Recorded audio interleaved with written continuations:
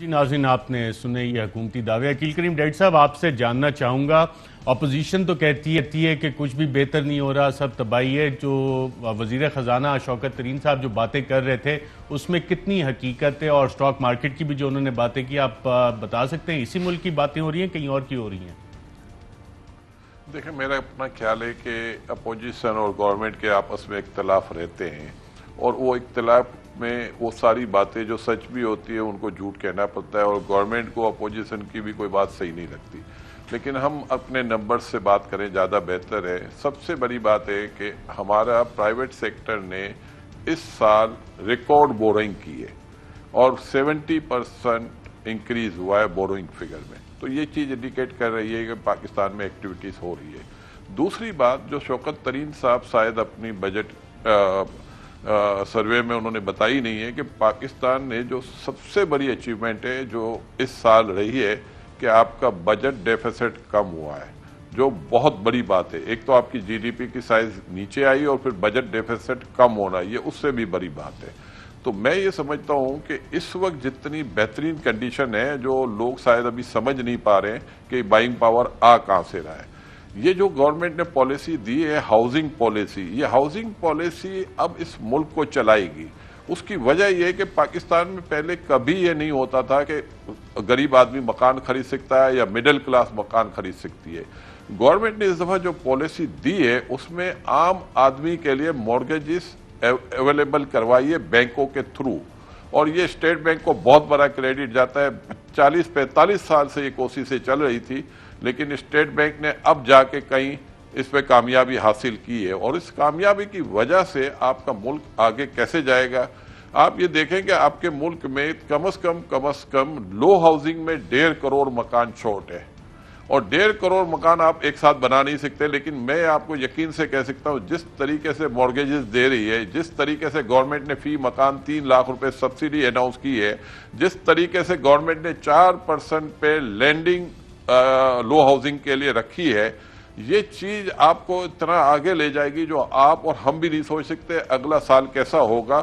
صرف 3 لاکھ مکان اگر بنتے ہیں تو آپ کے ساری انڈسٹری جو 40 یا 45 انڈسٹری کنسٹرکشن انڈسٹری سے وابستہ ہیں، ان کو سب کو ایکسپینشن میں جانا پڑے گا، سب کو بوسٹ ملے گا۔ اور وزیر اعظم خود بالکل اس حوالے سے کہتے بھی رہے، ایک انٹرنیشنل موازنہ بھی دیا آج شوکت ترین صاحب نے کہ دنیا میں قیمتیں کتنی بڑی اور پاکستان میں کیا حالات رہے، کیا کہا انہوں نے، آئیے دیکھتے ہیں۔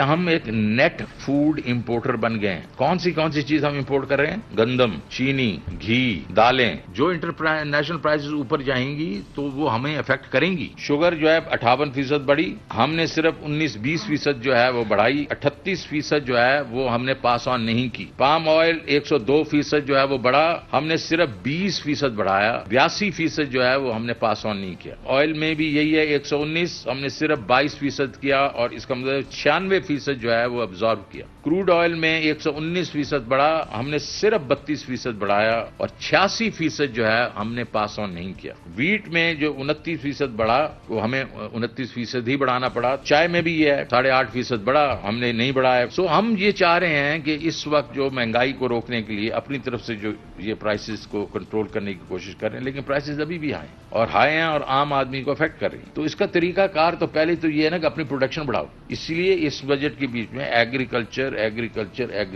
ہم کوشش کریں گے کہ ہم ایک دفعہ پھر سے فوڈ نیٹ ایکسپورٹر بنے، تاکہ ہماری اپنی پیداوار ہوگی تو اس کو ہم زیادہ کنٹرول کر سکتے ہیں۔ مزمل اسلم خان صاحب، یہ انٹرنیشنل کمپیریزن صحیح دیا ہے شوکت ترین صاحب نے، اور اگر انٹرنیشنلی اتنی قیمتیں بڑھی ہیں تو یہاں پہ پھر کیسے کنٹرول رکھا ہے پرائسز؟ کیونکہ پرائس کنٹرول کمیٹیز تو گراؤنڈ پہ انیفیکٹو نظر آتی ہیں۔ دیکھیں، یہی بات ہے کہ عقیل بھائی نے جو کہا کہ ڈیٹا جو ہے اس کی بات کرتے ہیں۔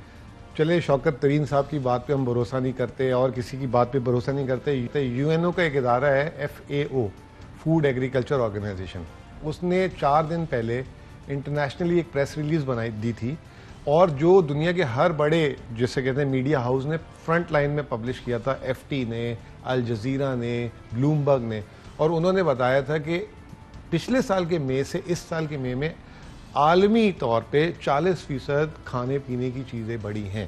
جیسے ابھی ترین صاحب نے بولا کہ 120% جو ہے صرف ویجیٹیبل آئل کی قیمت بڑھی، سیریل جتنے یہ جو گندم ہے ان کی قیمت 40% سے بڑھی، اور پاکستان کا اگر اس سال کا فوڈ کا انفلیشن کا نمبر دیکھیں تو وہ ہے 11.5%. ٹھیک ہے, تو اس کو اگر ہم اس ڈیٹا سے دیکھیں تو یہ بات بالکل صحیح ہے. لیکن آپ کے یہ سوال بالکل جائز بنتا ہے کہ اگر باہر زیادہ قیمتیں بڑھی ہیں تو ہم نے روکا کیسے. یہ سب سے امپورٹنٹ چیز ہے. ہم نے روکا اس طریقے سے کہ ہم نے اپنے بارڈرز کو ٹائٹ کیا. جیسے کرونا نے, جو میں آپ کو یہی کہہ رہا ہوں کہ it's a blessing in disguise for Pakistan, کیونکہ ایران سے کرونا نہ آ جائے, افغانستان سے نہ آ جائے. آپ کو پتہ ہے سارے ہم نے بارڈر سیل کر دیے تھے. یہ اگر نارمل حالات ہوتے تو پاکستان میں کھانے, ادھر سے مشرف صاحب کی آپ کو میں لے جاتا ہوں 2008 میں, یہی حالات 2008 کے بعد دنیا میں اس وقت فوڈ کی انفلیشن ہوئی ہے. مشرف صاحب ادھر سے جہاز منگاتے تھے گندم کا, ادھر سبسڈی یوٹیلیٹی سٹور سے دیتے تھے, ادھر سے بارڈر سے باہر چلی جاتی تھی. تو اگر یہ کووڈ نہ ہوتا اور بارڈر کلوز نہ ہوتے تو اگر عالمی مارکیٹ میں 40% انفلیشن ہوئی ہے یا 100% ہو جاتی. تو یہ الحمدللہ کچھ جو ہے اس گورنمنٹ کی انفورسمنٹ بھی تھی, اور انہوں نے بارڈرز سے باہر, پھر آپ کے سامنے چینی والوں کے ساتھ کیا ہوا. میں نے خود جو ہے پرائم منسٹر سے اس دن سنا تھا, خود پرائم منسٹر نے, ہم سامنے جب بیٹھے تھے, انہوں نے کہا تھا کہ مارچ میں ان کا ارادہ تھا 150 روپے چینی لے کے جانے کا. تو یہ ساری چیزیں جو ہیں, کچھ سزائیں وزائیں, انویسٹیگیشنز, لوگ بھی ڈر گئے, بارڈرز کو بھی کنٹرول کیا, تو اس کی وجہ سے الحمدللہ. اور کچھ گورنمنٹ نے اپنا ریونیو لوز کیا.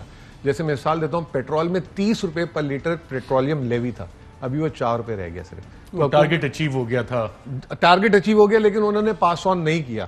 اور ماضی کی حکومتوں کی طرح کہ وہ اپنا ہی ہاں, کیونکہ یہ بھی خود پھنسے ہوئے تھے نا, ان کی بہت زیادہ ڈی گریڈنگ ہو رہی تھی, برائی میں آئے ہوئے تھے, ان کو الزام لوگ دیتے تھے. امریکہ سے کمپیریزن بنتا ہے ہمارا پرائس؟ سر ابھی بلکہ ابھی ڈیٹا آیا ہے کہ امریکہ کی اس مہینے کی 5% انفلیشن آ گئی ہے, اور جو پچھلے سال منفی میں چل رہی تھی. تو it's a global, it's a international driven inflation.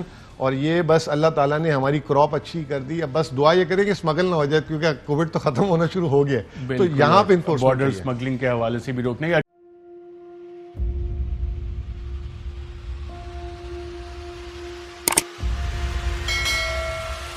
السلام علیکم ناظرین, آپ دیکھ رہے ہیں پروگرام کاشف عباسی کے ساتھ. آج ویلکم بیک ناظرین. السلام علیکم. پروگرام سوالے کے ساتھ میں ہوں.